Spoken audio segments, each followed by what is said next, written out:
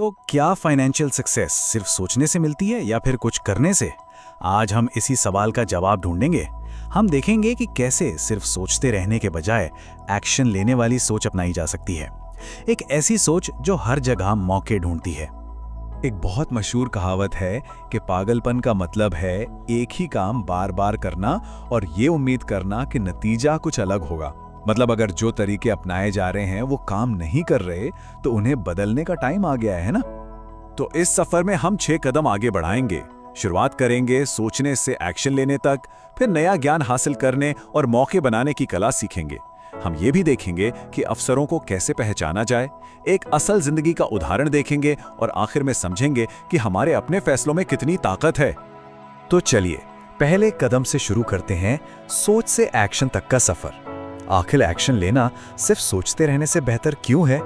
चलिए समझते हैं। दुनिया में ना 2 तरह के लोग होते हैं। कुछ हैं जो बस करना चाहते हैं, सोचते नहीं, और दूसरे वो जो सोचते तो बहुत हैं पर करते कुछ नहीं। लेकिन असली कामयाबी वो तो इन दोनों के बीच में है, जब नए आइडियाज के साथ तुरंत एक्शन भी लिया जाता है। ठीक है, तो एक्शन लेने का मन तो बना लिया, पर अब अगला कदम क्या है? वो है सही नॉलेज हासिल करना। अमीर बनने के लिए सिर्फ पुराने तरीकों से काम नहीं चलेगा, नई जानकारी खोजनी ही होगी। तो सवाल ये है कि कामयाबी के ये नए फॉर्मूले मिलेंगे कहां? इसके लिए ना 3 बहुत ही असरदार तरीके हैं। पहला, ऐसी किताबें पढ़िए जिनके बारे में ज्यादा लोग नहीं जानते। दूसरा, एक ऐसा मेंटोर ढूंढिए जो ये सब पहले कर चुका हो। और तीसरा, अपनी जानकारी बढ़ाने के लिए क्लासेस और सेमिनार्स अटेंड कीजिए। यही तरीके हैं जो किताबी ज्ञान को असली दुनिया के अनुभव में बदलते हैं। यहाँ एक मजेदार किस्सा है। राइटर को अपना मेंटोर एक टैक्स ऑफिस में मिला, और जानते हैं क्या? सिर्फ एक लंच पर उस मेंटोर ने उन्हें 16% टैक्स लीन में इन्वेस्ट करने का पूरा तरीका सिखा दिया। ये एक बेहतरीन मिसाल है कि कैसे एक अनुभवी इंसान की सलाह घंटों की रिसर्च से कहीं ज्यादा कीमती हो सकती है। अच्छा, तो नॉलेज तो आ गई, अब बारी है उसे असल दुनिया में इस्तेमाल करने की, मतलब एक्शन लेने की और ऑफर्स देने की। क्योंकि एक सीधा सा नियम है, जो मांगा नहीं जाता वो मिलता भी नहीं। अब यहाँ ना 2 तरह की सोच का फर्क साफ दिखता है। एक तरफ हैं ज्यादातर लोग जो बस सही डील या सही कीमत का इंतजार करते रहते हैं और मौके हाथ से निकल जाते हैं। दूसरी तरफ हैं कामयाब इन्वेस्टर्स।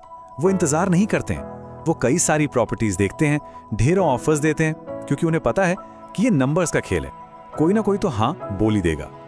और ये एक गोल्डन रूल है इन्वेस्टिंग का, मुनाफा खरीदते समय होता है, बेचते समय नहीं। इसका मतलब ये है कि असली पैसा तब बनता है जब कोई चीज सही दाम पर खरीदी जाती है, ना कि तब जब उसे बेचने के लिए कीमत बढ़ने का इंतजार किया जाता है। सौदा जितना अच्छा होगा, मुनाफा उतना ही पक्का। बहुत से लोगों को लगता है कि ऑफर देना बड़ा डरावना काम है, लेकिन इसे मजेदार और कम रिस्क वाला भी बनाया जा सकता है। जैसे ऑफर में एक छोटी सी शर्त डाल दी, ये सौदा मेरी बिजनेस पार्टनर की मंजूरी पर निर्भर है। और पता है उनका बिजनेस पार्टनर कौन था? उनकी बिल्ली। इससे पता चलता है कि आप कितने क्रिएटिव हो सकते हैं। तो अब ऑफर देना तो सीख लिया, पर सवाल यह है कि अच्छे मौके ढूंढने कहां? ये सब एक खास माइंडसेट का खेल है, एक ऐसी नजर जो वहां भी वैल्यू देख ले जहां दूसरों को कुछ नहीं दिखता।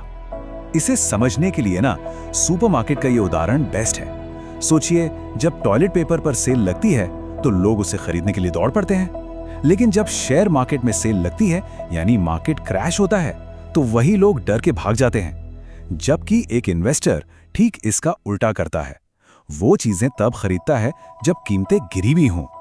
तो फिर ये छिपे हुए मौके मिलेंगे कैसे? यहाँ कुछ बहुत ही प्रैक्टिकल टिप्स हैं। अपने आसपास के एरिया में रोजाना घूमिए ताकि आपको पता चले कि क्या बदल रहा है। उन जगहों पर नजर डालिए जिन्हें लोग अनदेखा कर देते हैं, जैसे बैंक फोरक्लोजर्स। वहां के पोस्टमैन या डिलीवरी वालों से बात कीजिए, उन्हें असली खबर होती है। और हाँ, थोड़ा बड़ा सोचिए, सिर्फ एक स्लाइस क्यों, पूरा पाए खरीदिए और फिर उसके स्लाइस बेचिए। चलिए अब एक रियल लाइफ एग्जाम्पल देखते हैं, एक कहानी कि कैसे सिर्फ $7,000 से एक पूरा कॉलेज फंड बना दिया गया। तो इस पूरी इन्वेस्टमेंट जर्नी की शुरुआत हुई एक बहुत ही छोटी रकम से, सिर्फ $7,000।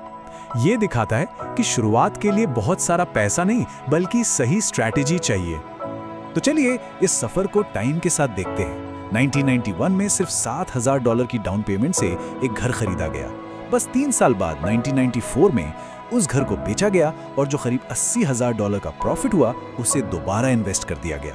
फिर सिर्फ 2 साल बाद 1996 में एक और एसेट बेचा गया जिससे मिले लगभग $3,30,000 और आज इन स्मार्ट मूव्स की वजह से कॉलेज के लिए $4 लाख का टारगेट पूरा हो चुका है। और ये है फाइनल रिजल्ट, $4 लाख। ये इस बात का पक्का सबूत है कि कैसे $7,000 की एक छोटी सी शुरुआत सही स्ट्रैटेजी के साथ मिलकर इतनी बड़ी रकम में बदल सकती है।